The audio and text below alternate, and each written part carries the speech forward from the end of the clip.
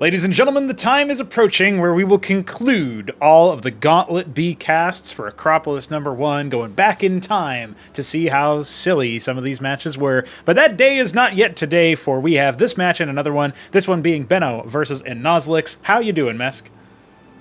It's been absolute chaos. I guess at least my house wasn't destroyed by a hurricane.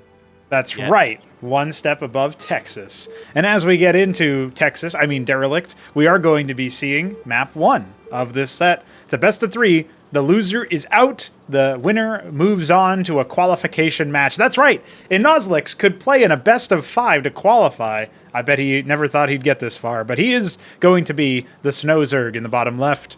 And Benno will be the, I don't fucking know that color. Shit, homie, is that olive? No, it's Beaster Brown again. God damn it! I never guessed this color. It's in the top right. So yeah, what do you make of the fact that Benno is Protoss now? Because last time you casted him, he was Terran.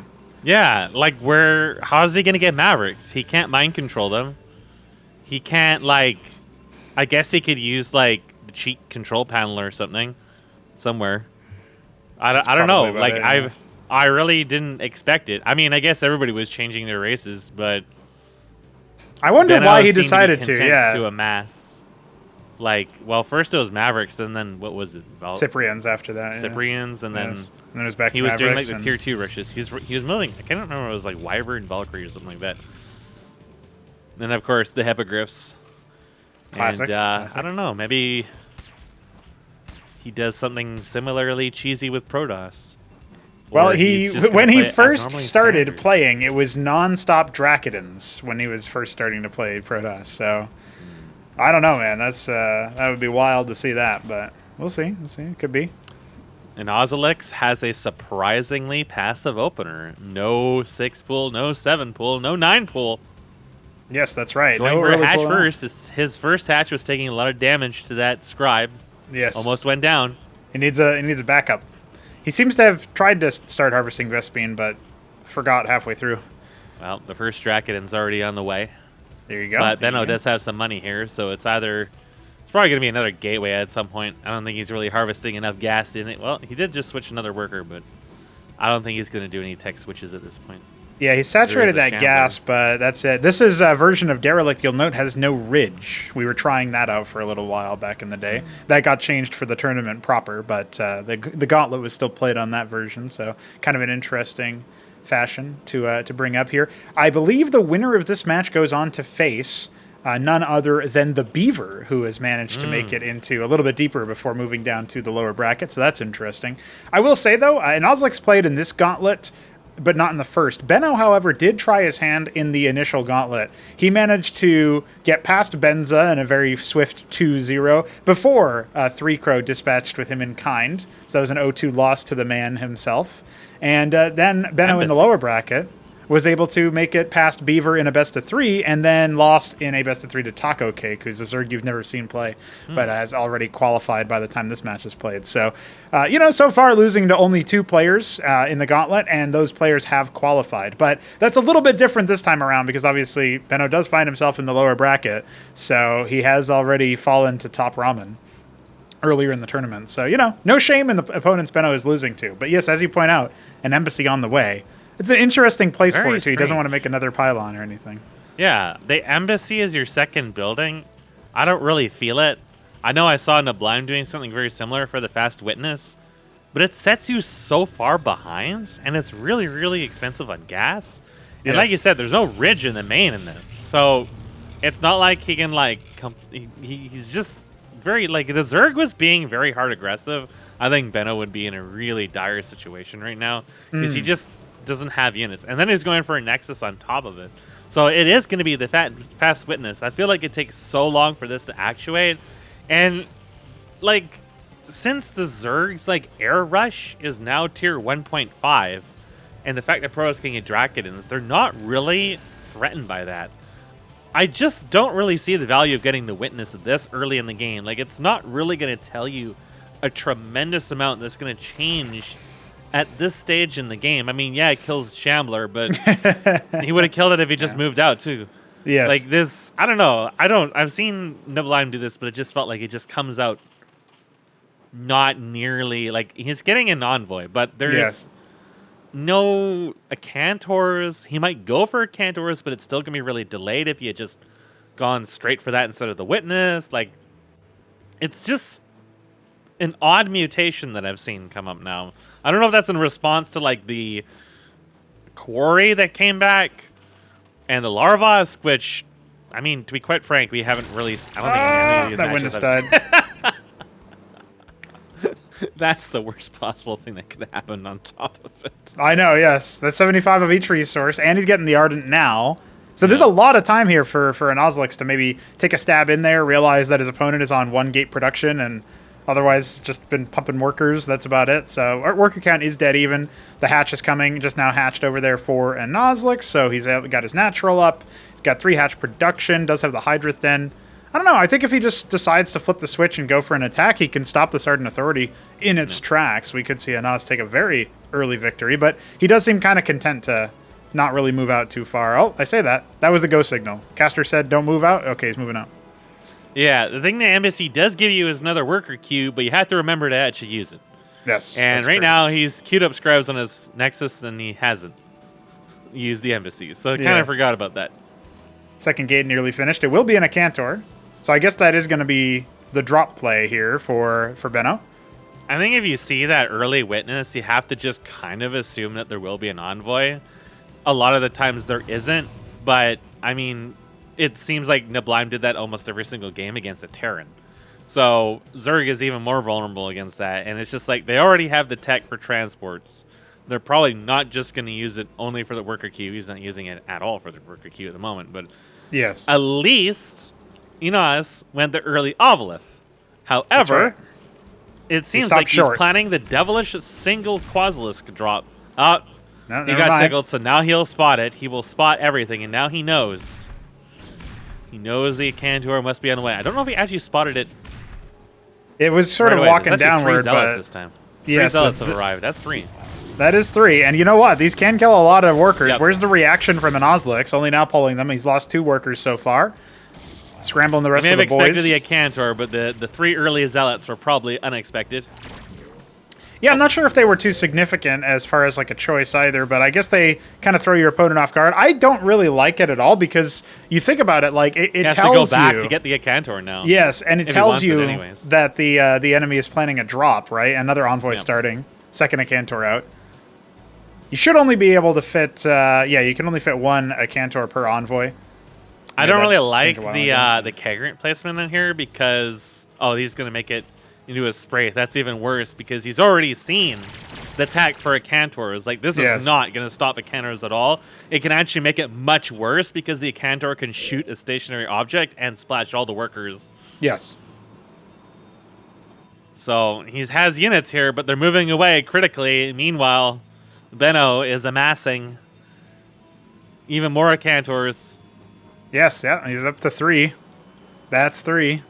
4th one on the way. There is a Zorkiz en route, so if these Cantors happen to not do that much damage and end up dying in Enoz's base, Enoz will be in a very good situation for a counterattack. He can't really attack right now because it's going to leave him so open, but as long as he remains like alert and aware, like these 2 Quasis here aren't going to stop the drop, and he's actually moving them away when I was going to say that there's actually like dark spot on the very bottom border of the map, which is where you'd want to path down to avoid being spotted. Yes. And it's actually going to be a fairly committed drop. We've got 3 Envoys coming. Yes, 2 of them have a Cantors, so that is a scary sight for sure. He actually left 2 behind for base defense. Not a bad play. Benno has a lot of money, it's worth pointing out. He's only adding a single Warden for anti-drop in the natural. Yep. Adding an Argosy. Okay, all right. Argosy and a Warden in the main. So scaling up the tech tree is Benno. We actually don't see Argosy very often anymore, which is a little interesting. The Spraith, honestly, is just a weird choice. I guess he wanted to like deter the shuttle from going directly into his mineral line, but only now he's going to actually add what is probably anti-ground defense. And this has to be a fast response. I don't think Enoz even sees this at the moment. No, he's going to hear about it now as soon as he pans his attention. Past it. This gives Enoz a chance to respond, which... Well, he hasn't done that yet. He's looked at it. He's like, what's going on over there? And... there we go. Now he's figured it out. Waypointing a single Akizilisk down. Remember that the Zealots can stand on top of it to reveal it. It's not like a Lurker conventionally. And there you go. It is dead. Actually, not as many workers go down as I thought, despite Enozlliks' lackluster reaction. But yes, in isolation, quite a lot, and Benno already is up by a good amount. We got the envoys coming back in to scoop up that Akantor. The Zealots will be cleaned up by the Hydras, thanks to their armor pen. And that this can still do a lot of damage. Oh, yeah. He's heading down to the net. There's nothing to defend it. Benno Only one Akantor is still here. alive. It's doing so much damage already. All right, I think maybe it's going to be taken care of. Oh, the envoys are confused. There you go. He's out. And he escapes. Critically still escaping. You can grab all the transports and you can see what is spread amongst them, it seems like. Yes, you'll see that it says that there's only one envoy of the selected three has the Akantor. It one envoy among us. That's right. That's right. There is an Empyrean en route. So Benno is spending some of that money that he's amassed over time. Whereas if we look at the worker count, we can see that while Enoz didn't get completely destitute by that, it just did a lot of damage. And that's not counting the random military units that also died in the process, including his Enozlliks and a bunch of Hydras. Yeah, he doesn't really have the ability to fight this Gateway army head-on, I don't think. Enozlliks comes back in to get slapped around by the Warden, but is going to spy the game... Okay, he's going to spy the game-ending army here, if he's not careful, of course. There's 3 Akantors in those envoys. Empyrean, but... Yes. Well, the Hydra's going to come over here. Yeah, I guess it might reveal that. If he doesn't look in there fast enough. Yeah, he didn't look. He was. So here's the interesting thing. You know how we can see what's in the transports there as the Iris comes on down? It's worth noting that if you detect the transport, you can click on it and see its cargo just like we can. So if he had clicked on those envoys, he would have seen that they had Akantors in them. Yeah, there's 4 Akantors in that group. Yes, that's right. So very spooky. That alone is already pretty devastating. The fact there's heavy air on top of it is also pretty scary. Yeah, second Argosy on the way. No Vespian here for Benno. He could definitely throw down like 5-6 more gates and just pump Zealots. Yep. Or he could go for Grand Libraries if he wanted a bit more high-tech sustain out of it. One more Argosy en route. Could even consider capping that gas, especially without that ridge. You get a little bit more mileage per base out of it. Yes, that's right. You got the minerals to spare. He definitely Enoz, does. on the other hand, is worker count is only very, very slowly recovering. He's now 33 to 66, which is 33 plus 33. That's 3 threes. Yes, if you multiplied 33 by 3, you'd get the total number of workers in the game. Wants to tickle. Now, Benno has to be careful here because that Empyrean has the Envoy's move command onto it, and it was chasing random units outside of there. There was a possibility that awful things might happen, but he caught them. Now, here comes the Akantors. It's time to play dodgeball, my friends. Battle workers! And, the battle workers survived. See ya. Yep. He came in here to report. He was a journalist, which is why he should have been destroyed immediately. Hey, look at that. We even get an error message. Weapon, fire. That's right. That's long since been fixed, but that's a... when that happens... it's because of a dying Enozlliks getting attacked or something. So, speaking of, Dad Alter. I think Enoz is maybe feeling the burn of the massive, devastating army that just wiped his face off the map. Okay. he just walked up and got erased, and he was like, "Yeah, I'm fucked." Yes, indeed. I would have to say. He never recovered from that drop at all. His worker count just stayed low. He didn't have a third. And then he tried to attack to try to even the odds, and instead he got stepped on. Indeed, indeed. Well, we are going to Axiom for map 2. And Enozlliks, I do agree with your estimate about Benno's very... I don't even know if it's a greedy play as much as it is just like a very slow-to-scale play. With his build order. I feel like Enozlliks, had he gone for more of an aggressive opener, might have been able to stop that. But I don't think you can beat that with a 7 pool, right? I feel like that's a thing where if you had gone for like a 9 pool or... Well, he had a very late pool anyway. So it was more like if he attacked when he had like the 2 bases up. Because the Witness came out and died and didn't really tell Benno anything. It didn't tell him even really anything about the main defenses, I don't think. So it really wasn't that useful. If that was an earlier Akantor, an earlier envoy, it would have been even more devastating. Yes. And it's just, it was just the window to attack was still there for Enozlliks because of that. But I mean, you can't actuate it that easily early on because of the one gate. There's not going to be enough of a difference between 1 and 2 gate at that point. Like if you go like 7 pool or whatever, especially if like the Draken ends up like out microing you or something like that. But with the 2 bases and 3 hatch or something like that, there was definitely like a window to just like all in. Yes. Whatever. And he had the Enozlliks too, so you'd think. Let's see what he does in Axiom. We have this second game here. Could be the last one for Enozlliks in the tournament.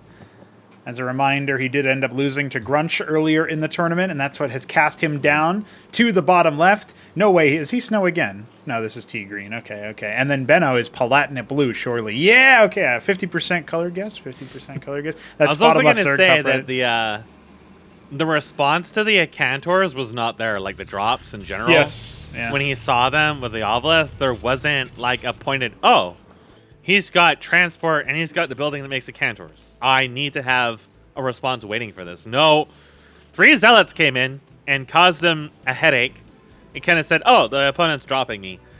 And the response was still not really there. He had a couple units kind of sitting there, but then he ended up moving them. And they weren't enough to deter it anyways. He moves them back, but there was Acantors. He had the Acantor building for a while, so he should have known that there would have been Architects, Acantors, some heavier firepower that could have come there. And there wasn't even like a Circuit until very late, and then he ended up remorphing the Spraith after when it got devolved from taking damage. Right. It just was not like a response, even though it was pretty telegraphed what was happening. Well, it'll be a Hydrith opener though, we for have Enozlliks. something different. Yeah. Hydrith, and, obviously it's still the gateway push. Now, if Benno scouts this, and he actually clicked on that to see what it was, he'll notice, obviously, it's still gas being mined. This is pretty telegraphed as a Hydra rush of some kind, but will Benno still stick to his embassy plan? Because if that happens, I feel like Enos might be able to run away with this. Now, I will point out, the fact that he's still harvesting Vespene so heavily, despite the fact that he doesn't have another hatch up, tells me that it's going to be a very long while before we get more unit production out of Enozlliks. He just canceled a worker, so he does not want to use that larva for the worker. He wants to attack with probably like 2-3 Hydras in the early game, and that will overwhelm a single Draconin, but, it depends on how far out do they get there. And I guess this borrowed worker could also factor into that if Shambler does a backstab or something, if the Draconin's pretty far away or whatever. Yeah, it will be triple Hydra if Benno paid attention to the fact there wasn't that early hatch this time. Yeah. He should consider dropping down a second military structure instead, or a warden or something, if he still really wants to go embassy. Because while on their own, they're not super dangerous. They are very capable of camping him, preventing that second expansion, and just allowing Enos to take over the map. Well, this is weird because Enos just went for a natural behind his 3 Hydras. So he did that defensively, which that is a really bizarre play into Benno specifically. I guess it does mean, though, trying to give him the benefit of the doubt. If he just gets up to a very quick Hydra mass and just has these 3 Hydras for the defense if the gateway units do come by. I mean, it looks like Benno is going up for another embassy. He's waiting a very long time for the gas. So it is another embassy. It is. Yeah, this is really, really dangerous because Enos could have, just kept making Hydras at this point, and that's it. And maybe, built, a Larvosk or something. And just kept going with that. Instead, he pivoted back into being defensive, which means that Benno is not going to be punished for this at all. Well, I think, there's this there's this term to describe things like ASL and other Star League tournaments, OSL, MSL, those kinds of tournaments from back in the day for StarCraft 1. Which is called a preparation tournament, right? So it gives you time to prepare specifically for your opponent, for the matchup. Sort of, I guess, in a way, Acropolis kind of fits this bill because we did wait an entire week between matches. So you had the time to study up.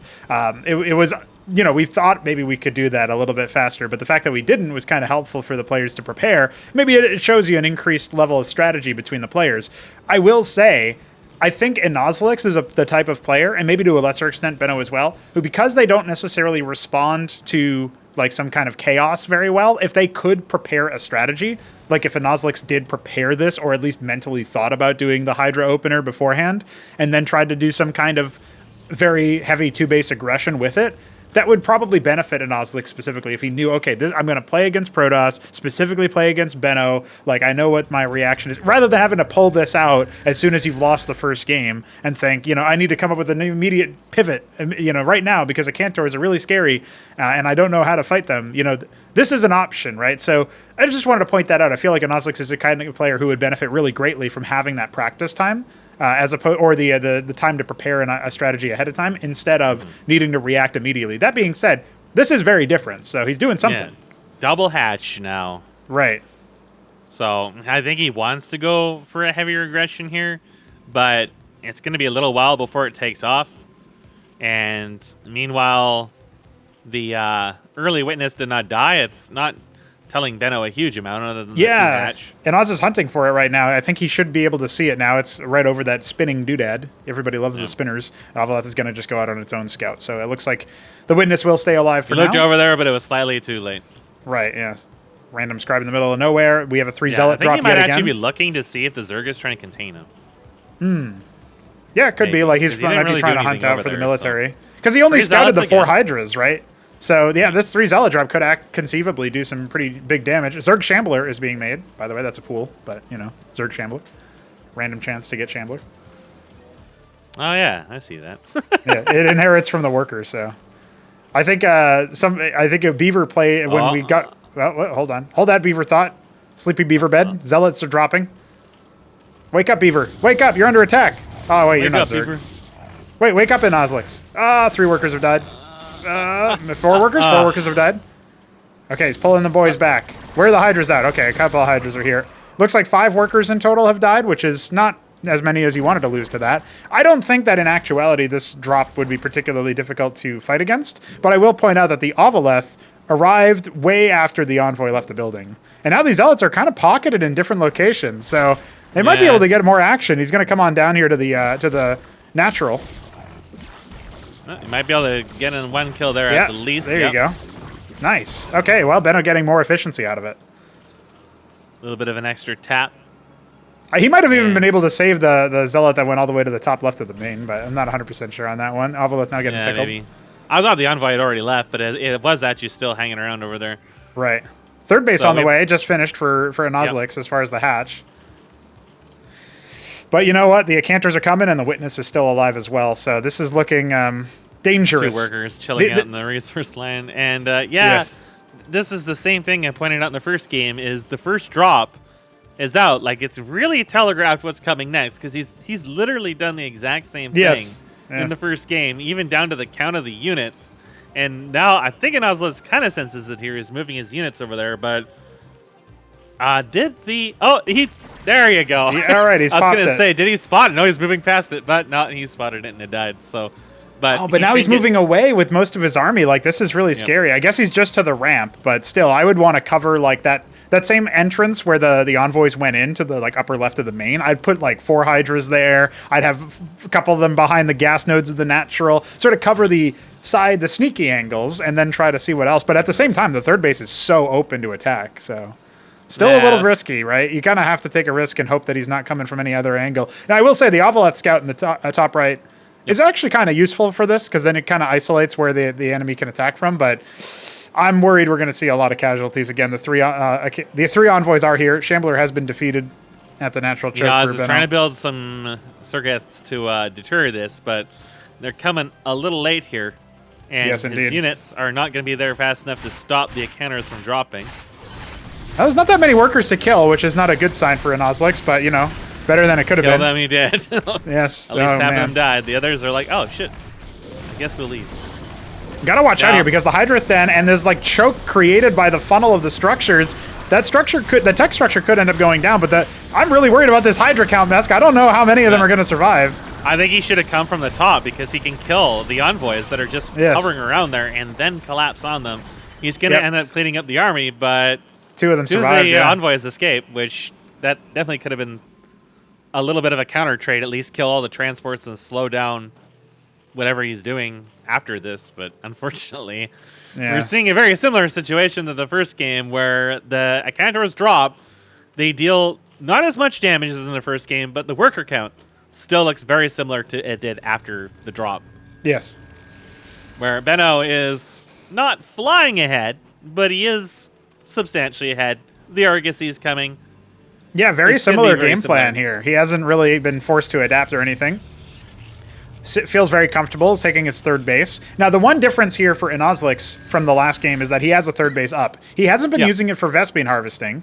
So it's kind of like not really being useful, but he does have, 5 hatch production. So he can produce a lot of units. He's currently rallying across with a small force. Not enough to bust the ground game, especially if those Acantors get unloaded. But if this were to scale up even further, that might be something here. Now, Enozlliks, he really has to watch out for this because he's just kind of waypointing in a bunch of Hydras, and the dodgeballs are coming out.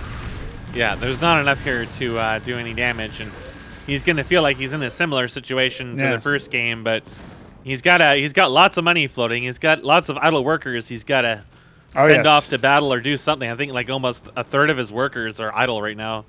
Only now are some of them starting to move around. Every base had idle workers hanging out of them. Oh, wow. Okay, yeah. And there's just like he just needs to get the minerals, get the units out, and just try to hold on by the skin of his balls and stop the impending onslaught from being an issue. I think Hydras into Basilisks or something like that might be sufficient. Well, this Hydra count is pretty good, but the question is, can you deal with the Acantors, right? Like, they are just suffocating. Yeah. That's why you need Basilisks or something similar. It's just so that you can at least reach out and touch them, so you're not constantly trying to dive into the Protoss, but he's got his units hanging out here, and Benno can just start tickling them. And yeah, it didn't pop a single Drakon, lost 2 Hydras for that, will start to back up. I also got to say, as a general note for anybody watching at home, you want to put this Ovoleth that's here for anti-drop, you want to put that way further out so you actually have reaction time. But the Envoy is already there. I think it's way too late to react, right? So that's a little note there. I love the other one positioned by the third base is stopping Benno from being able to move out for free as long as Enozlliks keeps moving it around a little bit. He's making Vorvs, which they don't suck, but I feel like they're not going to be as powerful as what Enozlliks really needs, which is some sort of range Basilisks. You could maybe make an argument for setting up Lakizalisks, try to get the trap down like you would normally do with lurkers in StarCraft 1, just to try to deal with the gateway army, but I mean, it's mostly range units, right? So Hydra backed is a great idea. Flood his Zets to try to occupy the front line or whatever, but Tier 2 is coming instead, so let's see what else. I don't think Enoz can aggress this at all. I think he has to delay. He has to wait for Benno to attack, and then try to move in. Oh, no. And not like this. Yes. And, you don't want to give him this fight. That's right. He wants to try to see if he can take the Empyrean down. But it's not going to work when all the Acantors are still up. He's trying to focus fire. It gets microed back by Benno, saving that Acantor with the Envoy. And this is just a total bloodbath. If I'm in Enozlliks, I don't think I'm considering typing GG because that's not really my style until it's totally over. But, I mean, the way that he ended the last game, he must be feeling similarly. Yep. He does have Tier 2 on the way, but he lost his chance to really make a use out of it. At that point, I think as soon as his first 2 units saw there was already another 2 Acantors, and he saw the Empyrean was already there, plus all the Drakons, you know that your opponent has, well worth and double your value in units already, and you don't have a way to access those when they micro out. And it's just the Hydras just don't pack enough of a punch to out-damage that much, and it's just, you don't want to give him the fight, because that's what Benno wants, is that fight. Yes. Whereas hiding back here, slowing him down, maybe even losing a base, but if you trade that third for killing Benno's army, that's actually a good trade in this case because you can just take it back. But preferably, you just have a threat on the map and don't let him do stuff. I mean, Benno's going to lose an Empyrean for very, very little gain. So, yeah, you can that's the kind of little victories you want, is just take advantage of that, let him make mistakes and then don't give him precisely what he wants. Yeah, but look at the dodgeballs, man. There's way too many Acantor strikes for that to be worth it. Yeah, you need more than Hydras. You need Basilisks in range to force them to come to you, and then suddenly they have to use the Envoys to move around if they want to move fast, and then they got to go through all the defenses, right? Benno's taking a very inefficient fight here, but his Solarian just arrived too, so, the imperious nature of the Protoss is definitely striking true. GG's called as the third base falls. Worth pointing out that he did have a fourth in the 6 o'clock. It just wasn't really enough to offset it. He never really got the worker count necessary. So yeah, he couldn't get momentum back. Yeah. I think really just the key thing is just losing that army. Right. Because if he had just hung on to it and then gone to Basilisks or something else and just built defenses and then just Benno just let an Empyrean die for nothing. He didn't have a Right. huge amount of units, and a lot of them were dying to the Scorchrith. He had one Scorchrith, Yes. and a huge chunk of the Draconins died, in spite of the fact that he didn't have that much actually defending. So if he had his whole army still left on top of that, suddenly that becomes a fight you can actually possibly win. And then you're suddenly back in the game. So you have to like recognize when you're really behind like that. Yep, There's definitely. like a window that you can be aggressive, but it's before the drop destroys half of your workers. Right. Yeah, I think fundamentally, Benno has a nice style to play versus players who might not know how to react to chaos, like I was sort of mentioning in that Axiom match, Enozlliks. When the push comes to shove, trying to multitask all that stuff can be daunting for a lot of players. And so, that's where I was thinking, if you can prepare enough in time and say, like, okay, I know what I'm going to do to just try to get the momentum on my side. And I feel like that's how he did defeat players like Dead Infested or Biddy B in the ZVZ, the Zerg Mirror sort of situation, is he found a way to get the momentum on his side early on. Sort of like you were saying, he never really built momentum in this set. Either game, he was kind of behind from the early stages. And Protoss is a race that it can be a little bit difficult if you don't, like, it's a little bit technical the way that you play around them, as opposed to just being able to, like, say, oh, I'm going to make more units or units faster. Like, the Protoss units punch well above their weight by comparison. So you really need a kind of an understanding of how to, win fights mechanically with positioning, which is, admittedly a bit more challenging than just being able to waypoint them in the right spot, where you can maybe take advantage of, you have tempo over bio in the early stages of the game, maybe, or you have tempo over, obviously, Zerg that are playing more conservatively. There's things like that I think Enozlliks was able to spin to his advantage in some admittedly very close games against Biddy B and Dead Infested. But nonetheless, that's the way that it ends. Enozlliks will be out. Benno moves on to face off against... Who did he face off against? I can't remember. Oh, Beaver, of course. Yes, the Beaver 99 in a best of 5, which was already cast. So I can tell you that, unfortunately, Benno could not make it happen. In the very end, it was a 5-game series, best of 5, and Beaver narrowly clinched it. So such is the way of the world, where I don't know how Beaver managed to make it into the Battlement stage, but he did. It was crazy. But we have another game. We have another game to cast, Mesk. At some point, we will be taking a look at the final set before those qualifying series, and it's our good boy Grunch, our old boy Grunch. He's going to go up against none other than Moonhunter. So it's another Terran versus Terran. It'll be exciting to do that. Until then, do you have any closing thoughts for Enozlliks? He's given us so many memories. Well, I don't think he's going to soon forget about quasis. And the oceans of quasis. And the onslaughts of quasis. And the legions of quasis. And the armadas of quasis. And just the quasis of quasis. And... he has to also take note of the fact that he got dropped by 3 zealots twice. And that's 3. That is 3. That's 3 by 2. There has to be a third time in order to close the prophecy and acquire the keys of sealing, which are the keys to the end of all things, the artifacts. He has to awaken the third envoy of the prophecy. He has to awaken his third eye. Well, as soon as you started talking about 3s and the keys of 3ing, the cops started arriving in here. So that's a good enough signal, I think. That's it. GG, boys. We out. We'll be back soon. Smoke weed every day.